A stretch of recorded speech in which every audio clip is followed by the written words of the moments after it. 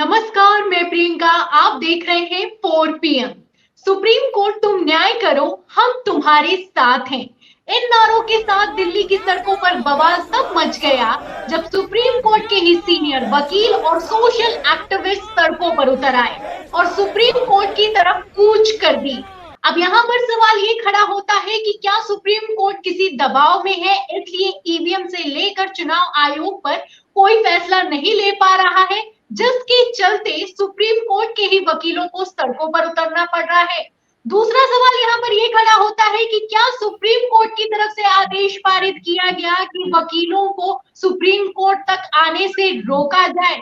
और तीसरा सबसे अहम सवाल ये खड़ा होता है कि आखिर क्यों गृह मंत्री अमित शाह और उनकी पुलिस एक शांतिपूर्ण किए जा रहे ईवीएम को लेकर आंदोलन को कुचल रही है, वकीलों को डिटेन कर रही है, सोशल एक्टिविस्ट को डिटेन कर रही है। तो इन सब पर बातचीत करेंगे, इन सभी सवालों के जवाब हम आपको देंगे और इन सभी सवालों के जवाब देने के लिए कोई और नहीं, हमारे साथ मौजूद है सुप्रीम कोर्ट के ही सीनियर वकील और सोशल एक्टिविस्ट महमूद प्राचा जी। गौर करने वाली बात यह है कि वो भी इस आंदोलन से जुड़े हुए हैं और 2 बार डिटेन हो चुके हैं, तो उनसे बेहतर कोई इस मसले पर जवाब दे ही नहीं सकता, बता ही नहीं सकता कि ईवीएम बैन करो, बैलेट पेपर लाओ और 2024 में बैलेट पेपर से चुनाव कराओ को लेकर जो ये आंदोलन किया जा रहा है उसको किस तरीके से खत्म किया जा रहा है, कैसे रोका जा रहा है, कैसे डिटेन किया जा रहा है, क्या कुछ हो रहा है, सब कुछ समझने की कोशिश करेंगे। और इसके लिए मैं स्वागत करती हूँ महमूद प्राचा जी का। बहुत बहुत स्वागत है सर। नमस्कार। नमस्कार। बहुत बहुत शुक्रिया सर, आपने 4 PM को समय दिया है। तो पहला सवाल सर मैं आपसे लेना चाहूंगी कि आपने 5 जनवरी को 2 जंतर मंतर पर किया, जब धरना किया तब आपको डिटेन किया गया और 16 जनवरी को जब आपने पटियाला हाउस के कोर्ट के बाहर धरना किया और सुप्रीम कोर्ट की तरफ कूच किया, तस्वीरें भी निकलकर सामने आई कि नारेबाजी भी की गई, तब आपको रोक दिया गया, 2 बार डिटेन किया गया।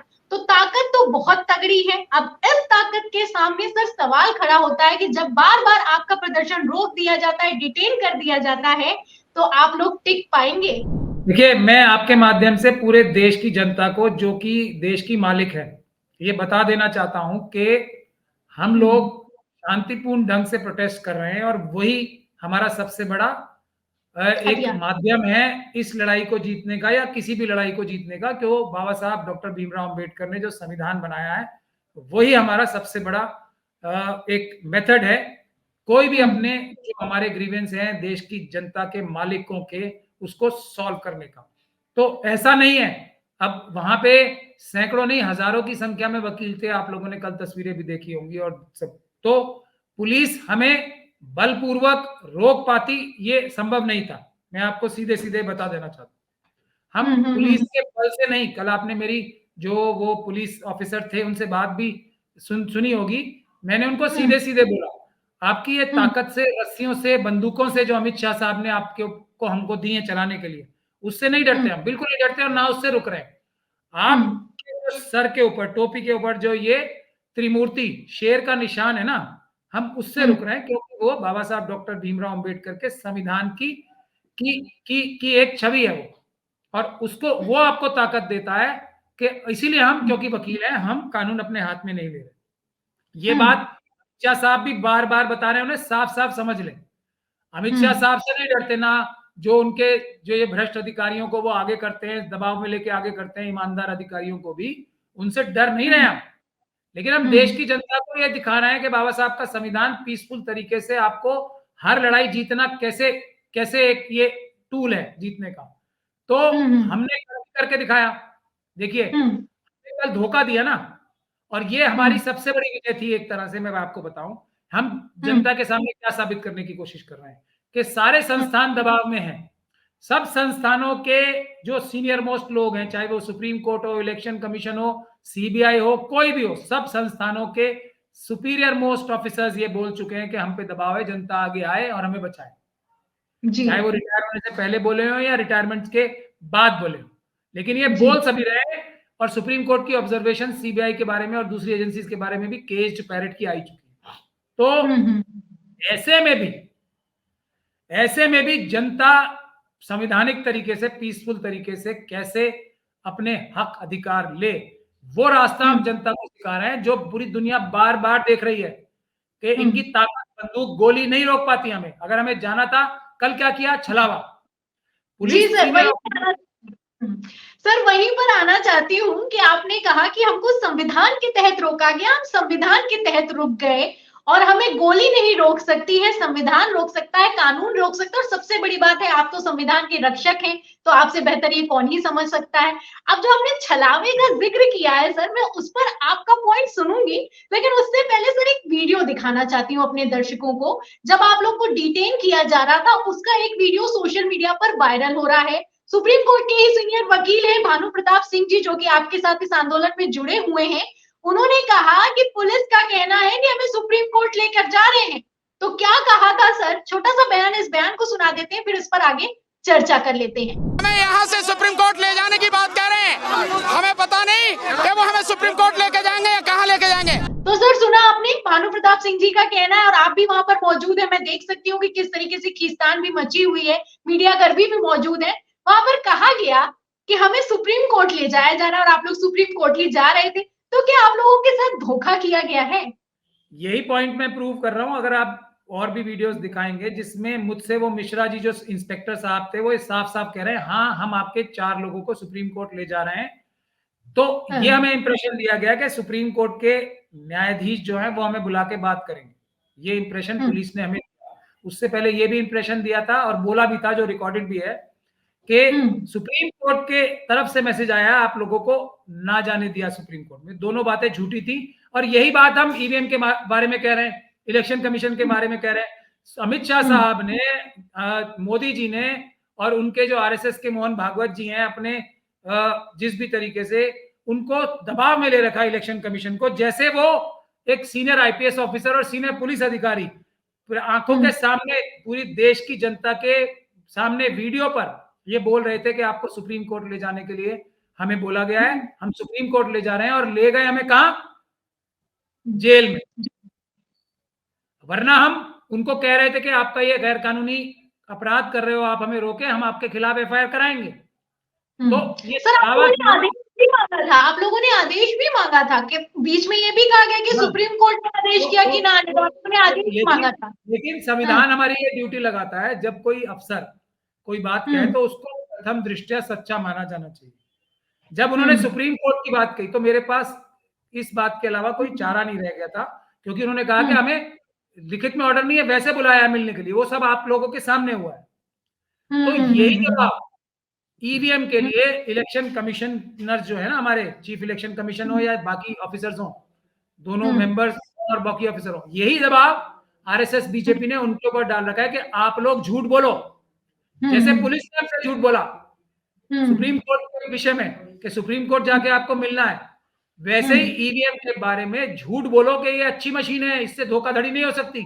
ये झूठ बुलवा रहे हैं आरएसएस और बीजेपी के लोग। इससे बड़ा प्रत्यक्ष किम प्रमाणम, हम क्या सबूत दें अब दुनिया को? ये दुनिया के सामने आ गए ना। यही काम इलेक्शन कमीशन कर रही है, ईवीएम्स के बारे में झूठ बोल रहे हैं कि ठीक है, और ये झूठे डिमॉन्स्ट्रेशंस कर रहे हैं पूरे देश में गली गली जाके। तो ये हमारी जीत नहीं है।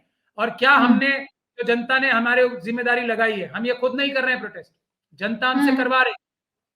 तो ये क्या हम अपनी जिम्मेदारी ठीक से नहीं निभा रहे हैं? इसका फैसला हम जनता पे छोड़ते हैं। हमने साफ दिखा दिया कि इलेक्शन कमीशन झूठ बोल रहा है, जैसे पुलिस ऑफिसर्स अमित शाह साहब और मोदी जी के कहने पे झूठ बोलते हैं प्रेस के सामने, मीडिया।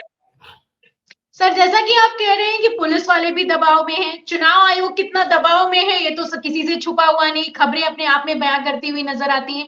अब सर सवाल खड़ा होता है, क्या सुप्रीम कोर्ट भी दबाव में है? क्योंकि सर जो आप लोगों ने नारेबाजी की है कि सुप्रीम कोर्ट तुम न्याय करो, हम तुम्हारे साथ हैं, तो सुप्रीम कोर्ट को न्याय करने के लिए आपकी जरूरत क्यों पड़ रही है? नहीं, आप नारा अगर ध्यान से सुने तो हमने नारा लगाया था, जो नारा जनता ने बोला है लगाने के लिए। हमने हम तुम्हारे साथ नहीं कहा था, हम तुम्हारे साथ नहीं कहा था, तो वो उस हैसियत से कहा था, जनता की हैसियत से। अच्छा, हमने कहा था देश तुम्हारे साथ है। इसीलिए मैं क्लैरिफिकेशन भी चाहती थी सर, ये नारा वायरल हो रहा है। नारा लगाया था, पहला नारा हमारा ये था कि सुप्रीम कोर्ट तुम न्याय करो, देश तुम्हारे साथ है, और सुप्रीम कोर्ट तुम न्याय करो, हम यानी कि देश की जनता तुम्हारे साथ है। यही 4 सुप्रीम कोर्ट के जजेस ने सिटिंग 2018 में प्रेस कॉन्फ्रेंस करके गुहार लगाई थी कि देश की जनता आए और हमारी रक्षा करे, हम पे दबाव है। यही तो थी प्रेस कॉन्फ्रेंस वो। तो हम जी जी वही सुप्रीम कोर्ट की कॉल जो थी डेस्परेट, देश के मालिक, और हमें हमारे ऊपर प्रेशर इतना ज्यादा है पब्लिक के, हमें हजारों फोन आ रहे हैं, लाखों फोन आ रहे हैं, तो हमने ये नारा लगाया और ये संवैधानिक नारा है और ये बिल्कुल सत्य है। इस देश की सबसे बड़ी अदालत देश की जनता की अदालत है। इस देश की सबसे बड़ी ताकत देश की जनता की ताकत है। इस देश के सबसे बड़ा संस्थान देश की जनता है। तो जनता जो कि सुप्रीम कोर्ट की भी मालिक है, वो अपने नौकरों की रक्षा करने उतर आई है मैदान पे। हम ये कह रहे थे कि नौकर बिल्कुल जो उनकी जिम्मेदारी ली है ना, जो उन्होंने शपथ लेते हैं जब जजेस कोई भी, कि बगैर राग द्वेष के, बिना किसी इन्फ्लुएंस में आए या लालच में आए हम न्याय करेंगे, वही तो हम उनकी शपथ है उसको पूरा कराने के लिए जनता साथ खड़ी है। आप ये आरएसएस और ये जज लोया की जो धमकियां बार बार दी जाती हैं प्रेस के माध्यम से, ये स्टोरी बार बार लीक कराई जाती है ना जज लोया वाली, क्यों कराते हैं अमित शाह साहब और उनके साथी, क्यों कराते हैं स्टोरीज? एक दहशत का माहौल बनाने के लिए। क्यों? हमारे जो एक ट्राइबल मिनिस्टर थे और दूसरे भी लॉ मिनिस्टर्स हैं, उन्होंने कॉन्फ्रेंसेस में ये बात कही है कि सुप्रीम कोर्ट को सरकार के साथ मिलके चलना चाहिए था, चलना चाहिए। ये एक हमारे लॉ मिनिस्टर ने बोला है, सरकार के हिसाब से सुप्रीम कोर्ट को चलना चाहिए। इससे बड़ा अपमान देश की जनता का और देश के संविधान का क्या हो सकता है? सुप्रीम कोर्ट का काम सरकार से मिलकर चलना नहीं है, सरकार की गलतियां पकड़ना है। यह है सुप्रीम कोर्ट का काम। आप सिर्फ देश की जनता की बात कर रहे हैं तो मैं आपके आंदोलन पर भी आ जाती हूँ। आपकी तरफ, लोगों की तरफ से एक नंबर जारी किया गया है, उस पर करोड़ों मिस कॉल आ चुकी हैं। आप लोगों ने ये कह के नंबर जारी किया था कि जो जो हमारे साथ है वो इस पर मिस कॉल करे। तो मिस कॉल्स पर मिस कॉल्स आ रही है और आप लोग दुगनी रफ्तार से आगे की तरफ बढ़ रहे हैं। क्या कहेंगे सर, जनता जितना आपका सपोर्ट कर रही है, आंदोलन कहाँ तक ले जाने की तैयारी है? ये जनता का आंदोलन है, हमें तो सिर्फ जनता ने आगे कर रखा है, ये बात समझ ले। और ये इस बात का सबसे बड़ा सबूत है, एक ही 24 घंटे में हमारा फोन क्रैश हो गया। मतलब 24 घंटे क्या, जब हम प्रेस कॉन्फ्रेंस में नंबर अनाउंस कर रहे थे तभी ये फोन क्रैश हो गया था। जनता की आवाज है, हम कुछ नहीं है इसमें, हम सिर्फ कुर्बानी देने के लिए सबसे आगे खड़े हैं, हम भी जनता का हिस्सा है। लेकिन हमसे जनता बोल रही है अगर आप लोगों ने कदम पीछे हटाया तो हम आपको माफ नहीं करेंगे। और जो इस देश की सबसे बड़ी ताकत जनता है, हम उसको धोखा नहीं देंगे। जान चली जाएगी, जनता को धोखा नहीं देंगे। हम नागरिक की हैसियत से भी सभी संविधान की शपथ लेके ही, हम हर एक नागरिक का फर्ज है कि वो संविधान की शपथ ले और उस पर अमल करें। हम अपनी शपथ सीरियसली ले रहे हैं। मोदी जी, अमित शाह जी और आरएसएस के लोग झूठी शपथ लेते हैं, यही हमारा इल्जाम उनके ऊपर है। आखिरी सवाल सर लूंगी आपसे कि कहा गया है, आपके जो आंदोलन हो रहा है उधर की तरफ से बयान आया है, भानु प्रताप सिंह जी की तरफ से भी कहा गया है कि ये जो पर्चियां मांग रही है कांग्रेस, ये बातों को घुमा रही है, हम पर्चियां भी नहीं मांग रहे हैं। आप लोगों का क्या कहना है? आप लोग पर्ची भी नहीं चाहते हैं, वीवीपैट और ईवीएम बिल्कुल नहीं चाहते हैं, क्या प्लान है सर, बताइए। देखिए, मैं बार बार ये बात कह रहा हूं और अभी हम ये भी प्लान बना रहे हैं कि हम सभी पॉलिटिकल पार्टीज को जाके एक डेमो दें कि पर्चियां भी धोखा है। बहुत सारे लोग हैं जो पर्चियों की बात कर रहे हैं, पर्चियां हमने करके इसीलिए सिर्फ पर्चियों का धोखा दिखाया था जंतर मंतर पे। पर्चियां जो वीवीपैट है वो कैसे धोखा है? सुप्रीम कोर्ट की जजमेंट ये है कि वीवीपैट ही असली वोट है और वीवीपैट कैसे धोखा है, यही डेमोन्स्ट्रेशन करके दिखाया था हमने। कोई भी बहकावे में ना आए। और ये बहुत से जो समझदार लोग हैं हमारे, वो भी बहकावे में आ गए। हमें बड़ा दुख है। जो भी वीवीपैट की बात कर रहा है, या तो उसको बात समझ में नहीं आ रही है, या वो बहकाया गया है, या उसका हिम्मत और हौसला नहीं हो रहा कि एकदम से ईवीएम जिसपे लाखों करोड़ रुपए खर्च किए जा चुके हैं उसको हटाने की बात कर सके। लेकिन लाखों करोड़ रुपए खर्च गलत किए हैं, धोखाधड़ी के लिए किए हैं, हमारा ये कहना है। तो वो लाखों करोड़ रुपए जिस चीज के लिए खर्च हुए धोखाधड़ी के लिए, वो धोखाधड़ी नहीं होने देनी है। हम आपको ये कह रहे हैं ये, और ये बहुत आराम से हो जाएगा। हमने उसके लिए भी अभी हमें एक प्रेस कॉन्फ्रेंस करके मैं ही पूरा कानूनी प्रक्रिया भी बताऊंगा, कैसे पेपर बैलेट से या फिजिकल बैलेट से चुनाव ये ईवीएम के माध्यम से भी जितना टाइम और जितनी मुश्किल और जितना मेहनत लगती है, उससे आधी मेहनत से, आधे पैसे से या उससे भी कम पैसे से चुनाव इससे पेपर बैलेट से या फिजिकल बैलेट से हो जाएगा।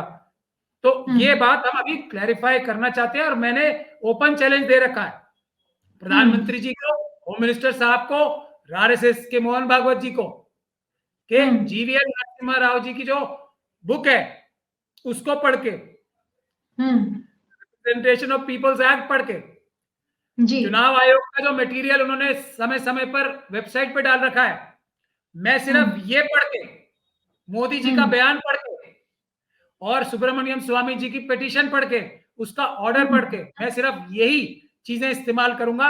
और दुनिया में, पूरी दुनिया को ओपन चैलेंज है ये आरएसएस और बीजेपी के लोगों को, क्योंकि जो देश की जनता है तो 99% हमारे साथ है।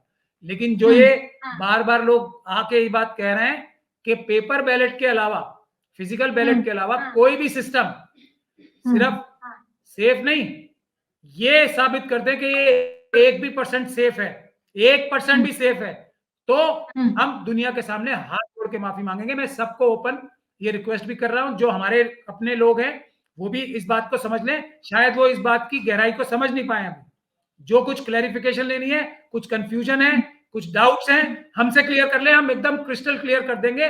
और मैं बार बार इस बात को कहता हूं, जो बात मैं 5 साल के बच्चे को नहीं समझा सकता, वो बात मुझे खुद नहीं आती। और ये मैं नहीं कह रहा हूं, एक बहुत बड़े साइंटिस्ट ने कहा था। तो मैं एक 5 साल के बच्चे को से लेकर एक आरएसएस के सबसे इंटेलिजेंट कार्यकर्ता को भी इन 4-5 चीजों के माध्यम से ये बात समझा सकता हूं कि, और बिल्कुल क्रिस्टल क्लियर समझा सकता हूं कि ये ईवीएम धोखा है और धोखा ही है, धोखे के अलावा कुछ नहीं। बड़ी बात कही है सर आपने। आपका कहना है कि अगर ऑप्शन है तो सिर्फ और सिर्फ बैलेट पेपर है, और ये भी कोई बड़ी बात होगी कि 2 बार डिटेन होने के बावजूद भी आप पीछे नहीं हटे। मैं तो देख रही हूँ कि आप और दुगनी रफ्तार से और दुगने कॉन्फिडेंस से बोल रहे हैं कि ये जो आंदोलन है ये और भी ज्यादा आगे तक जाने वाला है, क्योंकि पब्लिक का सपोर्ट मिल रहा है, करोड़ों लोग साथ में, मिस कॉल्स आ रही हैं, लोग हमारा सपोर्ट कर रहे हैं। जी सर। एक रिक्वेस्ट और मैं करना चाहता हूं, साथ के साथ फॉर्म 6 और फॉर्म 7, जिन भी लोगों को चुनाव लड़ने की इच्छा है, वो फॉर्म 6 अपने वोटर्स रजिस्टर कराएं अपने लोगों के।